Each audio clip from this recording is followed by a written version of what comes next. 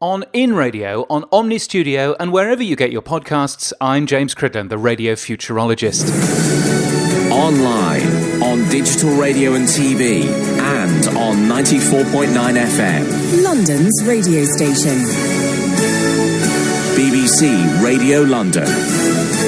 BBC Radio London is one of the BBC's local radio stations, and every Thursday afternoon you can tune into something called the Barking Hour.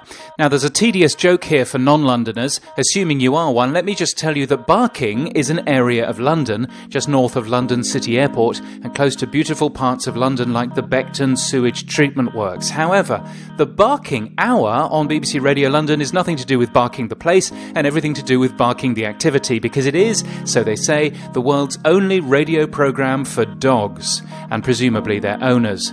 The Barking Hour is presented by Joe Good and Anne Webb, who go by the name the Barking Blondes. Philip Brannan also brings dog news to the programme and calls himself the only international radio dog news reporter in the world. It isn't quite as frivolous as I'm making it seem. When I tuned in, the programme was discussing dogs helping to treat Alzheimer's. And here's another clip. Move on to the wonderful Ruby Shorrock. I think you're all going to enjoy listening to her. She is the founder of Trusty Paws. And Trusty Paws is a clinic that's dedicated, it's a team of veterinary students who provide preventative care for dogs belonging to the homeless and the temporary housed. What a great idea. Really good idea. Because even the Blue Cross... And they also do doggy shout-outs. You need to give the station your dog's name, breed and age. Had I ever owned a dog, I might have been tempted. Dog owners are quite a large potential audience, it turns out. 40% of households in the UK have pets, and dogs are the most popular at 24%, so there's quite a bit of potential in this idea. Niche targeted output like this in a radio station can work quite nicely at the right time and with the right presenters. For the Barking Hour, I personally present it separately in the schedule, so the audio becomes a little more shareable and discoverable, and I'm sure there are items in it that could make quite a decent podcast, though I'm sure the BBC has a policy about such things.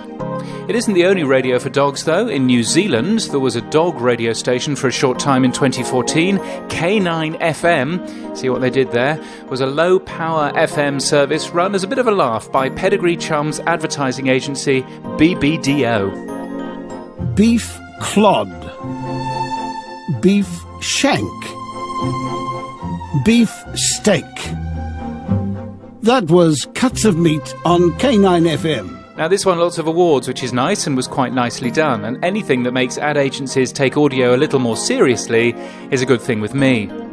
Noel Edmonds, a British TV and radio personality, is apparently also launching his own radio station for our animal chums called Positivity Pets, which FactMag calls a world first, thus proving that FactMag isn't quite full of facts.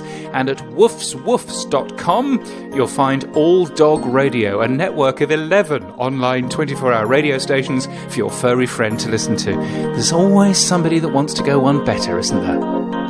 Music for this episode is by Leo Rosevear. You can get my weekly newsletter at james.crid.land and daily media news at media.info/daily. It's very good. And until next time, keep listening.